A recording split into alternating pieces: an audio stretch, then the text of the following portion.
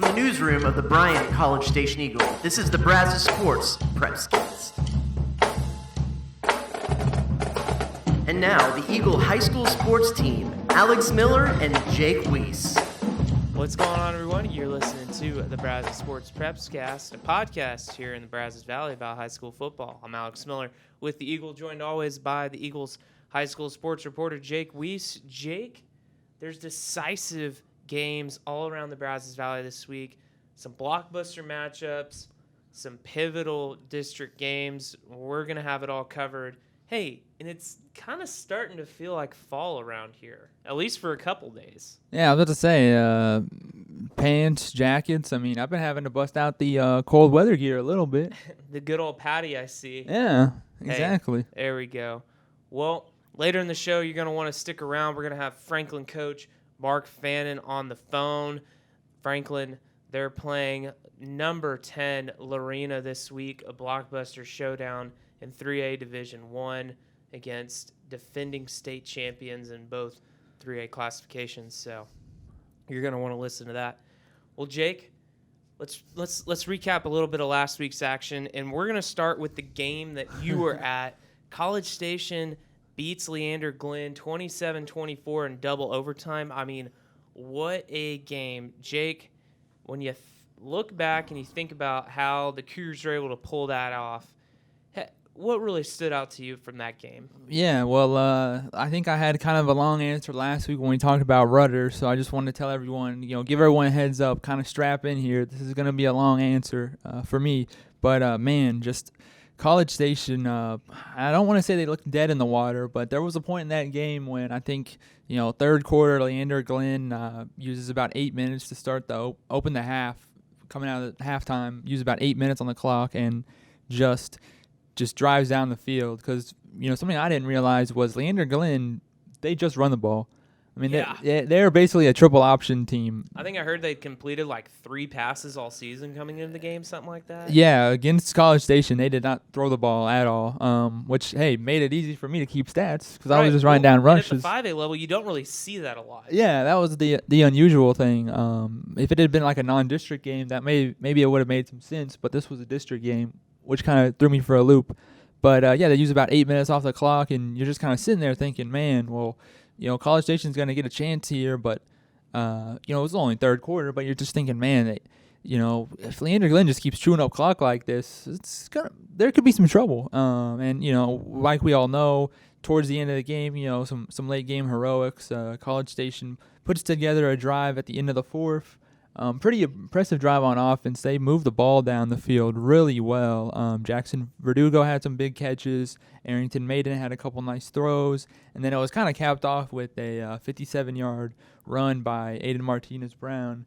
Put him down around the 3-yard line. They end up punching it in, going to overtime. I really thought College Station's offense didn't look great the whole game, but when they needed big plays, they got them. That drive at the end of the fourth and then overtime, I mean, I know in overtime it's kind of a short field. I actually didn't know what the overtime rules were just beforehand. Like college, pretty much, I think. Yeah, it's, pretty much you start on, I think, 25 or maybe 30-yard line, and then, each team has a drive. Each team has a drive, and then you score, they score, double overtime, yada, yada, yada, that sort of thing. But, yeah, in that overtime, both overtime periods, the offense for College Station looked really good. Second overtime, the defense forces a field goal. Then the offense takes over, punches it in. They walk away with the win. Just real impressive, though, I thought. The offense, when they needed plays, they made them. Didn't look great the whole game. Defense, I thought, only gave up 14 points in regulation to a team that, you're not going to see that.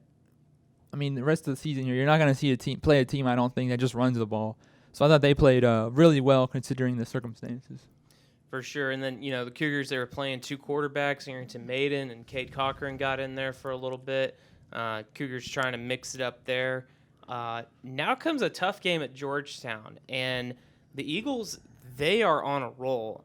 I know they've played the bottom half of the district teams the last few weeks, but they've had convincing wins. They put up points. They've got playmakers. Andrew Petter at running back is a threat. He's got 1,100 yards, 21 touchdowns already, And, for College Station, you talked about how good their defense has been, but their offense is probably going to have to keep pace with a really good Eagle offense this week, too.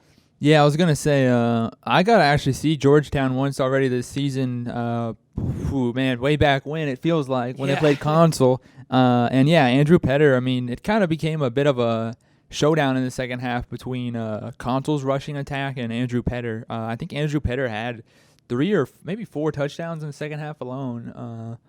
And so, I mean, and Consul won that game, but still, it's going to be a tough challenge for College Station. They're going to need the offense to step up. Well, the Cougars' big road game this weekend in Georgetown. Jake, I think you're going to be out there. Is that right? Yep. Yeah. Third time's the charm. Hopefully I can finally try 600 Degrees Pizza. Hey, for all the Cougar fans out there, got to go to 600 Degrees Pizza. It's in downtown Georgetown. It's good. If you see Jake out there, give him a hard time or don't.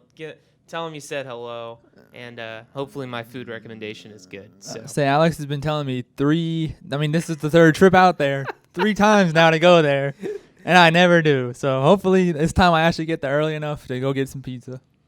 All right, Jake, I'm going to hold you to it. But let's move along. Bryan, they fell to Pflugerville Weiss 38-13. Last week we were wondering if this was going to be the week that Malcolm Gooden returned at quarterback, and he did. Unfortunately for the Vikings, they couldn't really get much going on offense. 4 turnovers in the second half. They were trailing just by 8 at halftime, 21-13, and those turnovers just seemed to prove costly. Yeah, and then, this week they got to hit the road again. So last week was a home game. They get Malcolm back, but, hey, got to turn right back around and get on the road. Going to be against Waco Midway. This is kind of a game that they need this one, because they've got to figure out where they stand in the district. I mean, they're, I think, 1-2 now in district play. I think I checked the standings earlier this week, and they're 5th now, maybe 6th in their district. So they're kind of on the outside looking in. A win this week would go a long way to getting them back into that playoff picture. Yeah, 3 games left. They've got Midway, Hutto, and then I think Harker Heights, who's tied for the lead. Harker Heights is playing Temple this week. That's going to be a really good game up in Central Texas. And, this game against Waco Midway, it's a game that Bryan can and probably should win. And if they can come away with a win this week, I mean, the Vikings, they're probably feeling good about where they can get in the playoffs heading into these last 2 games. So they know it's a big one this Friday. All right, A&M Consolidated. They beat Leander 39-15. I did my research. If this was in the NFL, it would have been a scoregami. I looked at that final score and I was just like, there's no way that this score has ever happened before. Maybe in the high school ranks. Hasn't happened in the NFL. Tigers jumped out to a pretty big lead, 26-0, and had to play a good number of backups in the second half. They had a few guys just a little nick and knack here and there, holding them out for precautionary reasons. No need to risk further injury on some key starters. Wise move by Coach Fedora. Not surprised. He's pretty savvy. And, Will Hargett, he continued to play well in the passing game. Wesley Watson, he just continues to be such a threat for the Tigers at receiver. His first touchdown of the game, just caught a little screen pass, ran down the sideline. He's going to outrun most people. And then later in the game, had a really nice catch and run on a 3rd and long that really helped extend a scoring drive, and then had a deep ball over the top that got the Tigers down into the red zone. So he's just a tough guy to cover. The defense, they were really rolling and strong up front. They had 6 sacks. Leander High. We were talking about Glenn. Leander High. They're starting the sophomore quarterback now. I'm trying to remember his name, but he was really hurting Consol with his legs early in the game, and Consol finally got some pressure on him and got them into passing downs, and I think forcing them into those situations really helped Consol get out of some jams on defense. So kudos to Consol for getting that done. They're playing Georgetown Eastview this week. Consol should win this game.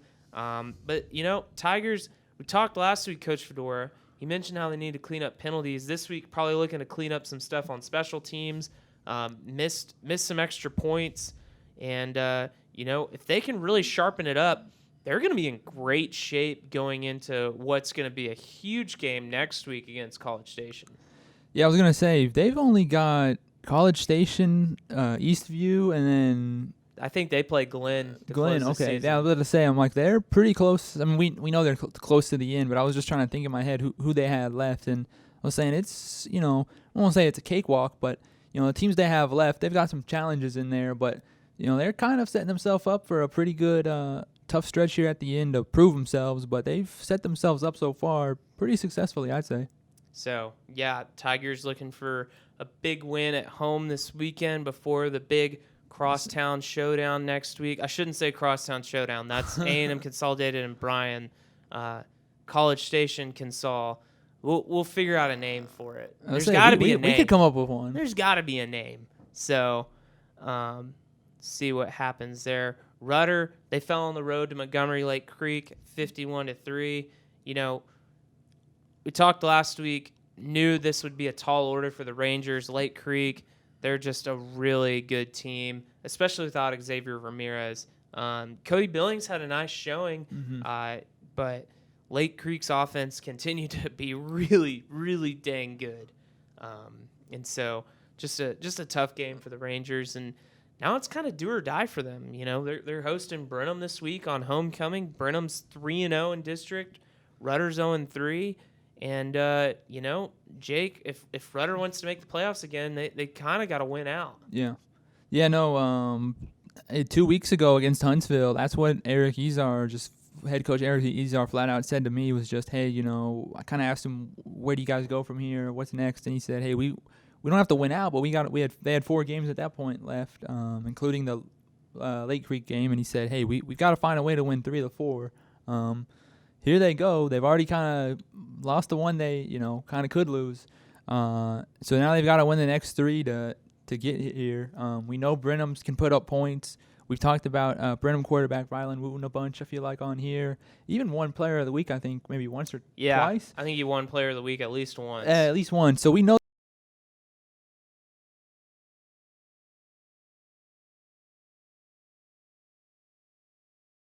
they can put up points. So Rudder knows everything's on the line. They're going to have to keep pace with Brenham's offense because they just put up points, it seems like. I know last week they only beat Lamar Consolidated, I think 17-3. Mm-hmm. But still, I mean, we've seen their other games. I feel like they're usually scoring in the 40, 50 range. So going to be a tall task. But, Rudder knows, like you said, it's do or die time. They're going to be up for the challenge. They know season's on the line this week.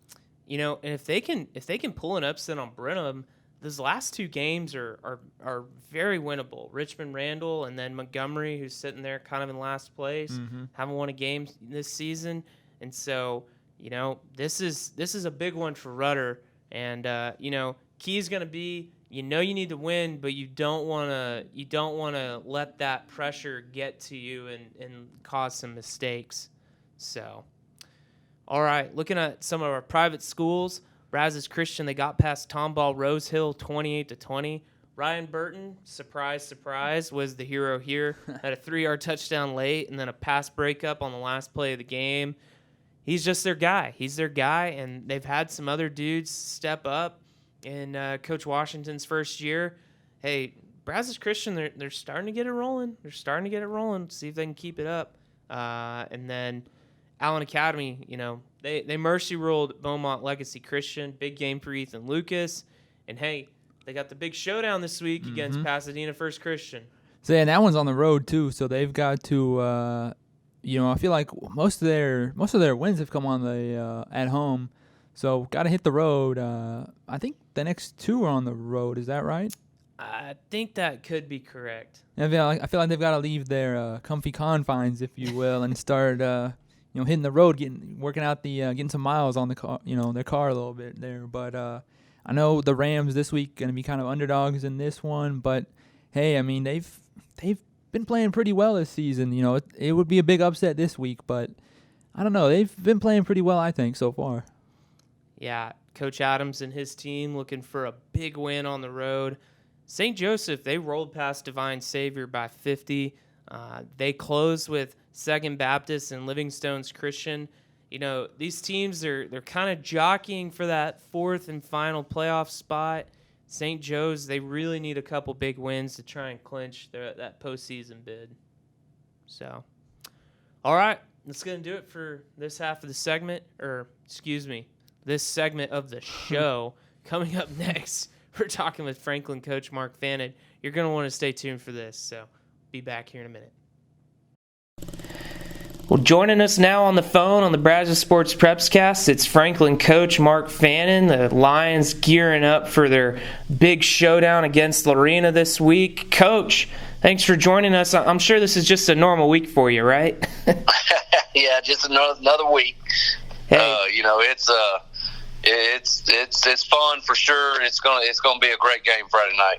Yeah, I mean, this is why you put in all that work though for big games like this, right?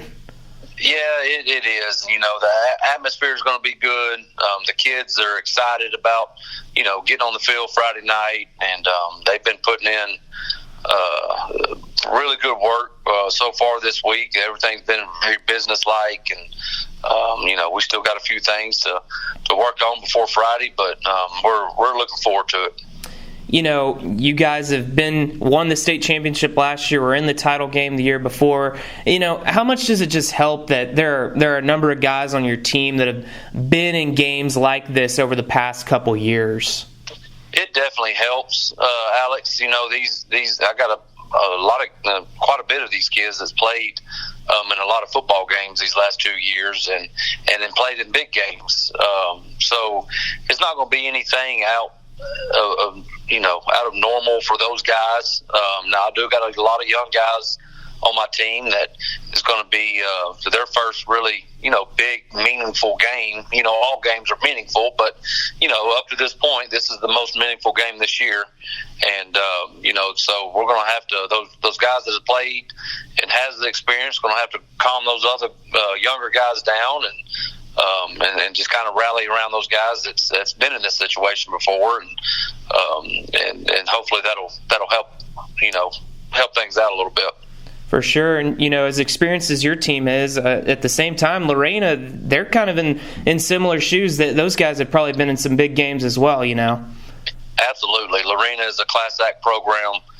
Coach Biles over there does an outstanding job. He's been over there for over 20 years, and you don't find many coaches like him around in the business anymore. He's kind of that old school discipline, program that kids play hard for. He's a great coach. His coaching staff has got a really good coaching staff, and they do things right over there in Lorena, and it shows on the field when they step on the field. They do things right, and I got a lot of respect for those guys over there. Well, let's kind of get into your team some. On offense, it seems like you guys have stuck with that works, and that's running the football. How have you kind of seen this unit this year gel well together? Yeah, offensively, we're doing really well, running the football, establishing the run on offense. It makes it fun to watch and enjoy to be around when you got a group of kids that buy into the system that we run here in Franklin, and they're ate up with it. They love it, and that smash mouth football, it's just something fun to watch. And these kids are, I got a great group of kids year in and year out here in Franklin, and these kids are working hard, and they trust in us coaches, and and they've been doing well, and I've been proud of it. Bryson Washington, of course, not surprised, the go-to guy. Where have you really seen him grow his game this year, as maybe his role has increased a little? Yeah, he's always been obviously a special player for us ever since he was a freshman, and his leadership role has always been a big piece in our program. But this year, he's really stepped up in that role and taken that leadership role on. And when he's out on the field, these kids kind of rally around him. He's always a high energy kid. he is absolutely ate up with the game of football. He loves everything about it. He loves coming to practice. He loves lifting weights. He loves game day. He's all about the process and everything about football. And when you have a kid like that around the program, all the other kids just kind of feed, and gravitate towards him, and now they're starting to create those habits, and that's one thing this year that he's done well for me, and he's done well for me. He's been like that, like I said earlier, these last several years, but this year he's kind of stepped up and done a really good job on that leadership role. Just looking at our stat leaders, it seems like Jaden Jackson's a guy that's really stepped up for you guys. How has he kind of emerged on the offensive side of the ball this year? Yeah, Jaden's having a really good year so far this year. He's a freshman last year, and he was a big-time role player for us last year, playing behind Bobby Washington. But he got a lot of playing time last year and a lot of experience playing in 16 games. As a freshman is nothing but a bonus. This year he's come out and kind of taken over that role at the fullback position. He's a hard-nosed, tough kid that loves to run the football, and he's also starting a strong outside linebacker for us on defense also. So he's a big-time player for us, and I'm very pleased with how he's been growing this year, and putting the work in and becoming helping this football team out tremendously. Well, you guys clearly have an explosive and talented offense, and Lorena, it seems they've got some good things going as well. When you flip on the tape, what do you see from some of their playmakers like Jaden Porter and Cason Taylor?